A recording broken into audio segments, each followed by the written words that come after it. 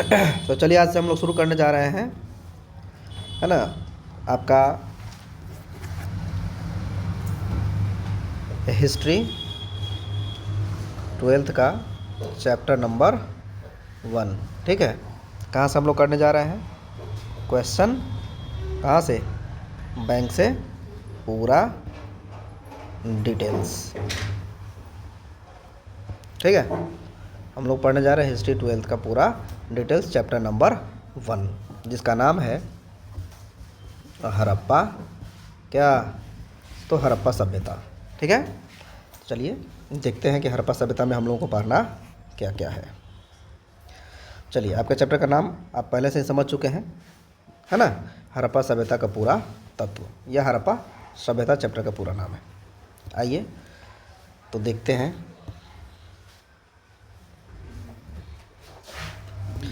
ये नोट्स है स्मरणीय तथ्य जो आपको याद करने के लिए है कि हड़प्पा जो है या सिंधु घाटी सभ्यता, यानी हड़प्पा सभ्यता का नाम क्या है? हड़प्पा सभ्यता भी है और सिंधु घाटी सभ्यता भी कहते हैं। कभी कभी हम लोग इसको कहते हैं हड़प्पा संस्कृति भी कहते हैं, और इसको संधव सभ्यता भी कहते हैं, सैंधव सभ्यता भी कहते हैं। देखिए, सिंधु घाटी सभ्यता इसलिए कहते हैं क्योंकि सिंधु नदी के आसपास के जगहों पर इसका विकास हुआ था। हड़प्पा सभ्यता इसलिए कहते हैं क्योंकि इस पर पहला जो जगह है, पहला स्थान, जो पहला स्थल मिला वह स्थल कौन सा था? हड़प्पा था। इसलिए इसको हम लोग क्या कहते हैं? हड़प्पा सभ्यता के नाम से जानते हैं। और हड़प्पा सभ्यता को प्रथम नगरीय सभ्यता के नाम से भी जानते हैं, यानी यह भारत की प्रथम नगरीय सभ्यता है।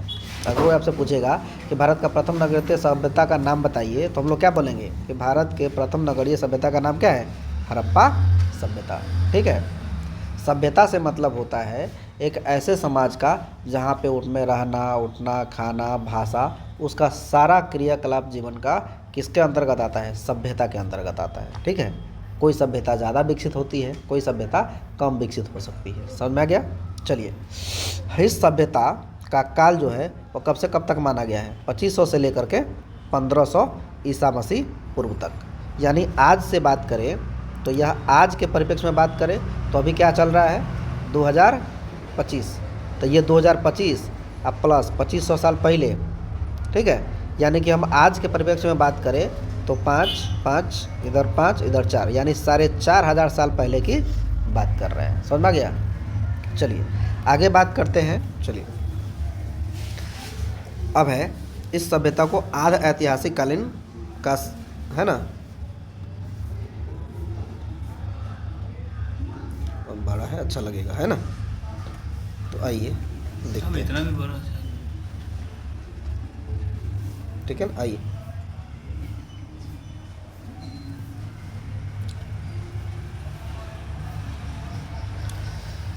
तो चलिए हम लोग देखते हैं। एक पेज ओपन हो गया।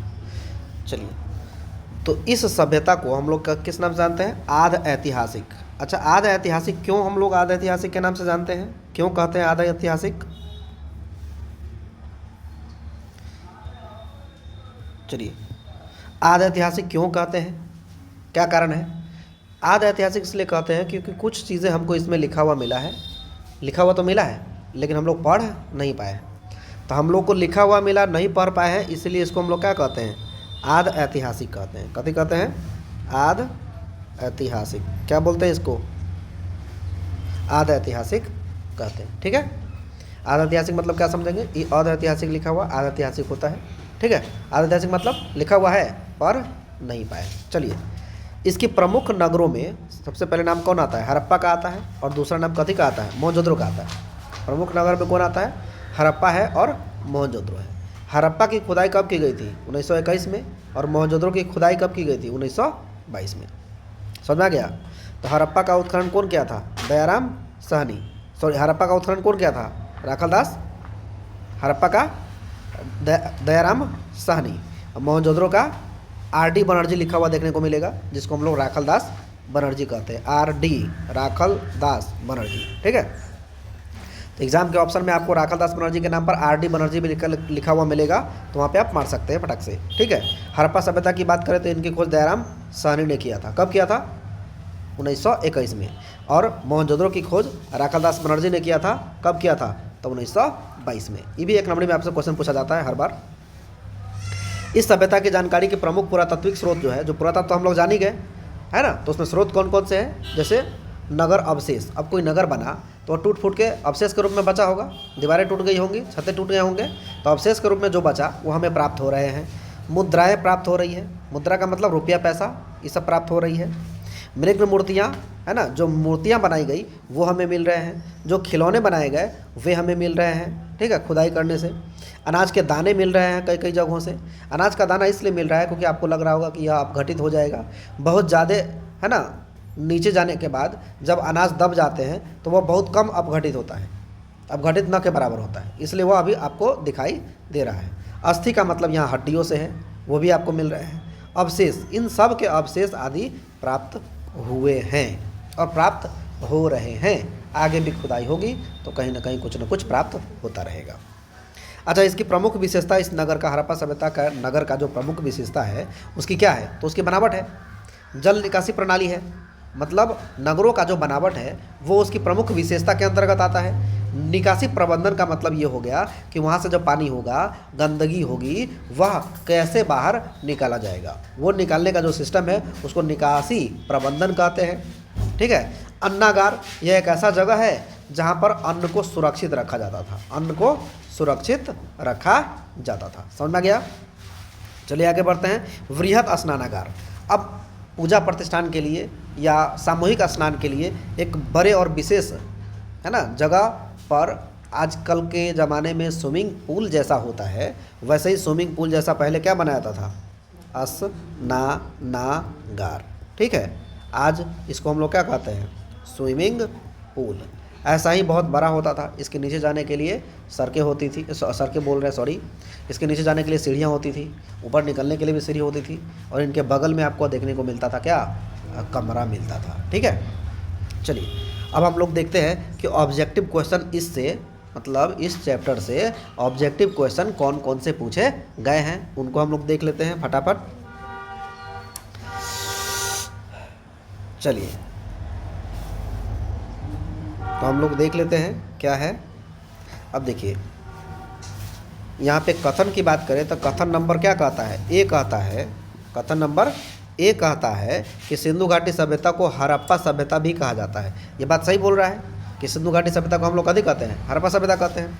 अब क्यों कहते हैं इसका कारण आपको दे रहा है कि सिंधु घाटी सभ्यता का प्रथम ज्ञात स्थल कथी है? सर्वप्रथम खुदाई हुई वह क्या थी? हड़प्पा ही था। इसका मतलब है कि एक कथन सही है और उसका कारण भी दे रहा है, वो कारण भी सही है। यानी कि हम ये कह सकते हैं ए और आर दोनों सही है, और आर जो है, कारण जो है, रीजन जो है, वह ए का सही व्याख्या कर रहा है। समझ में आ गया? कोई दिक्कत नहीं है।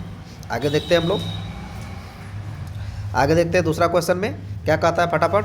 हड़प्पा सभ्यता के विषय में गलत वक्तव्य का चयन करें, यानी जो गलत है वो हम लोग देखेंगे। तो पहला देखते हैं, हड़प्पा रावी नदी के तट पर स्थित था, लेकिन हमको गलत देखना है। इसका मतलब है कि सही को हमको छांट के चलना है, यानी यह सही है, इसको हम लोग आंसर हमारा नहीं होगा। सिंधु घाटी सभ्यता त्रिभुजाकार आकृति है, ये सही है, ये भी हमारा आंसर नहीं होगा।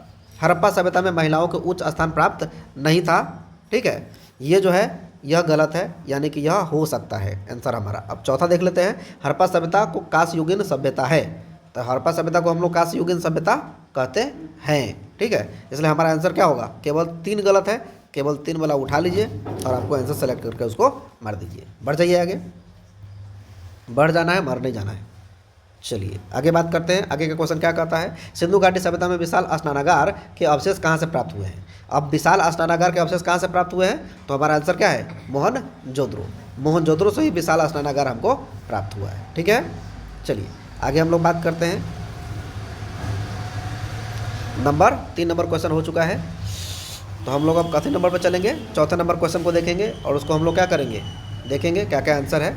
यहाँ पर आप लोगों को ये भी देखने को मिल जाएगा यह किस साल का क्वेश्चन पूछा गया है। 2016 है ना, और 2018 में यह क्वेश्चन पूछा गया है। चलिए, तो यह लोथल क्या है? तो लोथल गुजरात में एक स्थान है हड़प्पा सभ्यता का। यह कहाँ पर पड़ता है? तो लोथल गुजरात राज्य में है। किस राज्य में है? गुजरात एक क्या भारत का राज्य है, और उसी राज्य में कथी मिलता है? लोथल एक जगह है। समझ में आ गया? और चलिए, लोथल को हम लोग कथी कहते हैं? है ना, बंदरगाह भी कहते हैं। हड़प्पा सभ्यता का बंदरगाह किसको कहते हैं? लोथल को ही कहते हैं। ये भी एक नंबर पूछा जाता है हर बार लगभग। अब देखिए दूसरा अगला क्वेश्चन की बात करें तो हड़प्पा सभ्यता का सबसे बड़ा नगर कौन सा है? तो सबसे बड़ा नगर कौन सा है? मोहनजोदड़ो। समझ में आ गया? अगर पूछेगा एग्जाम में कि हड़प्पा सभ्यता का सबसे बड़े नगर का नाम बताइए, तो जहाँ भी मोहनजोदड़ो मिले फटाक से मार दीजिए। ठीक, अगला क्वेश्चन की बात करें तो हड़प्पा सभ्यता किस युग की सभ्यता है? तो हड़प्पा सभ्यता किस युग की सभ्यता है? तो कांस्ययुगीन सभ्यता है। हड़प्पा सभ्यता कौन युगीन सभ्यता है? कांस्ययुगीन। ये पहले भी हम लोग पढ़े हैं, आते हैं ना डिस्कशन में। चलिए, हड़प्पा जो है वह किस नदी के किनारे स्थित है? तो हड़प्पा रावी नदी के किनारे स्थित है। हड़प्पा किस नदी के किनारे है? तो रावी नदी के किनारे स्थित है। हम लोग आगे बात करेंगे, आगे चलेंगे, देखेंगे क्या है। चलिए, 8वां क्वेश्चन की बात करें तो निम्न में से किसने मोहनजोदड़ो का उत्खनन किया है? तो मोहनजोदड़ो का उत्खनन कौन किया था? मोहनजोदड़ो का दयाराम साहनी या राखल बनर्जी या मोहन माधव स्वरूप वत्स? तो माधव स्वरूप वत्स तो होगा नहीं, विलियम जोन्स होगा नहीं, दयाराम साहनी होगा नहीं, राखल दास बनर्जी हम लोग पहले पढ़ रखे हैं, ये आंसर हो जाएगा। अगर दयाराम साहनी की बात करेगा तो दयाराम साहनी किसका किया था?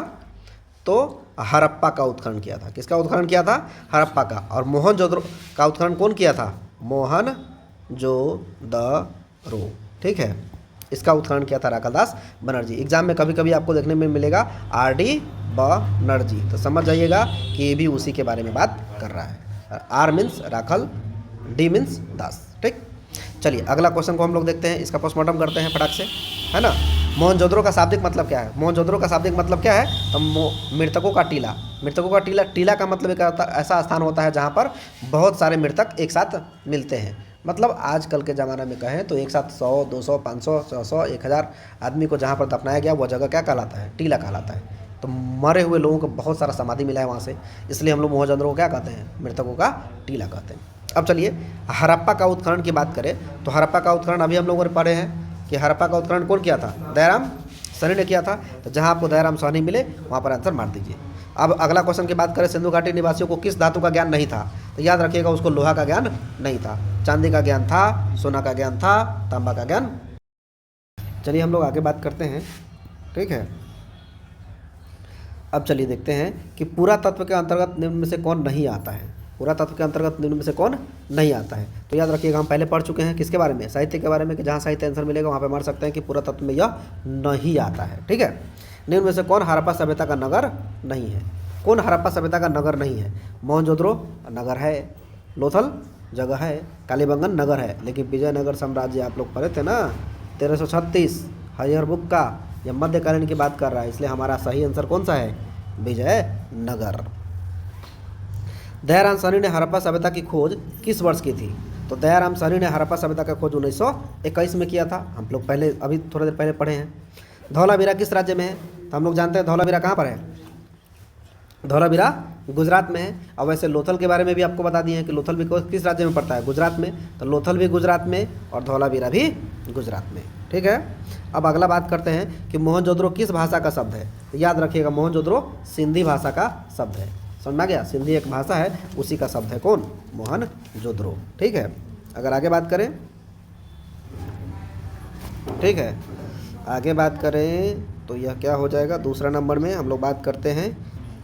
चलिए बाय मिस्टेक 17 नंबर छूट गया है, इसके लिए सॉरी। अभी हम उसको क्लियर कर देते हैं। हड़प्पा सभ्यता का विशाल जो नगर है, हड़प्पा सभ्यता एक विशाल नगर है, वह किस नगर में पाया जाता है? हड़प्पा सभ्यता का विशाल स्नानागार जो है वह किस नगर में पाया जाता है? तो विशाल स्नानागार आप लोग पहले पढ़ ही चुके हैं कि मोहनजोदड़ो से ही प्राप्त हुआ है, तो कोई बड़ी बात नहीं है। आइए तो हम आगे देखते हैं हम लोग। चलिए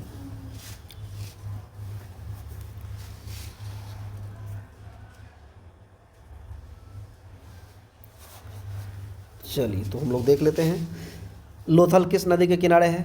तो लोथल याद रखिएगा हमेशा कथी है? वो भोगवा नदी है। ठीक है, भारतीय पुरातत्व का पिता किसे कहा जाता है? तो भारतीय पुरातत्व के पिता किसको कहते हैं हम लोग? अलेक्जेंडर कनिंघम को कहते हैं। ठीक है, मोहनजोदड़ो किस नदी के किनारे स्थित है? तो मोहनजोदड़ो याद रखिएगा हमेशा किसके नदी के किनारे है? सिंधु नदी के किनारे है। वहीं अगर हड़प्पा की बात करेगा तो रावी नदी के किनारे हो जाएगा। ठीक है, मोहनजोदड़ो की खोज 1922 में किसने किया था? आप लोगों को पता ही है, राखलदास बनर्जी या आर.डी. बनर्जी, उन्हीं का नाम है। कालीबंगा है ना, कहाँ पर स्थित है? तो कालीबंगा याद रखिएगा वह राजस्थान में है। ठीक है, सिंधु सभ्यता में गोदी के साक्ष्य कहाँ से मिला है? तो गोदीबारा का साक्ष्य आपको कहाँ से मिला है? लोथल से। इस गोदी शब्द का मतलब है बंदर कथी से? गाह से। समझ में आ गया? यह प्रमुख बंदरगाह कहाँ पर है? तो लोथल में ही है। और हम लोग किसको कहते हैं? गोदी का मतलब, गोदीबारा का मतलब क्या होता है? बंदरगाह से ही है, जहाँ पर जहाज रुकते हैं। ठीक है, आइए बात करते हैं अगला क्वेश्चन में क्या लिखा हुआ है। चलिए, निम्नलिखित है ना देवताओं में से कौन सैंधव सभ्यता के प्रमुख देवता थे? प्रमुख देवता कौन थे? तो शिव थे। घोड़े की हड्डियों के साक्ष्य कहाँ से मिले हैं? तो घोड़ों की हड्डियों के साक्ष्य कहाँ से मिला है? सुतकोटदा से। ठीक है, पण किस धातु का सिक्का था? तो याद रखिएगा, पण धातु का सिक्का जो था वह चांदी का था, यानी चांदी के बने सिक्कों को हम लोग क्या कहते थे? पण कहते थे। ठीक है, चांदी से बने सिक्के को पण कहते थे, पण। निम्न में से कौन सा विवाह अच्छा नहीं माना जाता है? याद रखिएगा, असुर विवाह अच्छा नहीं माना गया है। ठीक है, राक्षसों का विवाह माना जाता है असुर विवाह, यह अच्छा नहीं है। ब्रह्म विवाह सही है, दैव विवाह सही है, प्रजापति विवाह सही माना गया है। हड़प्पा सभ्यता में बंदरगाह कौन था? तो बंदरगाह के बारे में हम लोग, बंदरगाह नगर कौन था? तो वह लोथल था। अभी हम लोग थोड़ा देर पहले पढ़े हैं। सिंधु सभ्यता में तांबा कहाँ से प्राप्त हुआ है? तो सिंधु सभ्यता में तांबा कहाँ से प्राप्त हुआ है? तो तांबा कहाँ से प्राप्त हुआ है? तो अफगानिस्तान से नहीं, चांदी अफगानिस्तान से मिला है, और तांबा कहाँ से मिला है? तो राजस्थान से मिला है। ठीक है, अफगानिस्तान से हमको क्या मिला था? चांदी। सिंधु सभ्यता में विशाल स्नानागार कहाँ से मिला है? देखिए, एक क्वेश्चन कई बार यह रिपीट कर देता है। ठीक है, बदल के रिपीट कर देता है, कोई बड़ी बात नहीं है। चलिए, सिंधु सभ्यता में विशाल स्नानागार कहाँ से मिला है? तो सभी जानते हैं, ये मोहनजोदड़ो से दूसरा।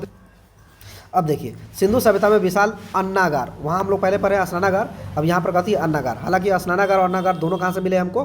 मोहनजोदड़ो से मिले हैं, इसके लिए कोई प्रॉब्लम नहीं है, आगे बढ़ते रहिए। शिल्प उत्पादकों और व्यापारियों के संघ को क्या कहते थे हम लोग? श्रेणी कहते थे। शिल्प उत्पादक, यानी शिल्प का मतलब होता है पत्थर, पत्थर से बने वस्तुओं के जो उत्पादक करने वाले थे उन लोगों को, और व्यापारियों की जो संघ एक बना था उस संघ को क्या कहते थे हम लोग? श्रेणी कहते थे। उन लोगों का समूह जो बना था उसको हम लोग क्या कहते थे? श्रेणी कहते थे। तो चलिए, हड़प्पाई लिपि में चिन्हों की संख्या लगभग कितनी थी? तो चिन्हों की संख्या लगभग 400 था। समझ में आ गया? आज हमारे हिंदी में लगभग 52 है, इंग्लिश में 26 अल्फ़ाबेट है। उसी प्रकार से हड़प्पा सभ्यता में जो हड़प्पाई लिपि था उनमें चिन्हों की संख्या कितनी थी? 400 थी। ठीक, मानव द्वारा सर्वप्रथम किस धातु का उपयोग किया गया था? तो मानव द्वारा सर्वप्रथम किसका उपयोग किया गया था? तांबा का। ठीक है, सोतुघई नामक हड़प्पा स्थल कहाँ से मिला है? सोतुघई कहाँ से मिला है? तो अफगानिस्तान से। यह पहले भी हम लोग पढ़े हैं नोट्स में। चलिए, मेसोपोटामिया के लेख में मेलुहा किसे कहते हैं? मेलुहा किसे कहते हैं? हड़प्पाई क्षेत्र को मेलुहा के नाम से जाना जाता है, मेसोपोटामिया कदी में सभ्यता में। ठीक है, चलिए आगे बात कर लेते हैं। आगे का क्वेश्चन क्या है? अब है फयांस। कदी है? फयांस से बने लघु पात्र को, लघु पात्र मतलब छोटा सा बर्तन, संभवतः सुगंधित द्रव्यों के पात्रों में के रूप में प्रयुक्त होते थे, वह कहाँ से मिला है? तो याद रखिएगा, वह कहाँ से मिला है? मोहनजोदड़ो और हड़प्पा दोनों से मिला है। इसलिए हमारा आंसर क्या हो जाएगा? ऑप्शन नंबर डी, ए और बी दोनों। अच्छा, एस.आर. राव द्वारा लोथल में खुदाई आरंभ किया गया था 1900 कदी में? तो 55 में खुदाई किया गया था। जिस प्रकार से दयाराम साहनी ने, है ना, मोहनजोदड़ो की खुदाई किया था, दयाराम साहनी ने हड़प्पा की खुदाई किया था, है ना, उसके बाद राखलदास बनर्जी ने मोहनजोदड़ो का, ठीक उसी प्रकार से एस.आर. राव ने खुदाई किया था। किसका? 1955 में। किसका?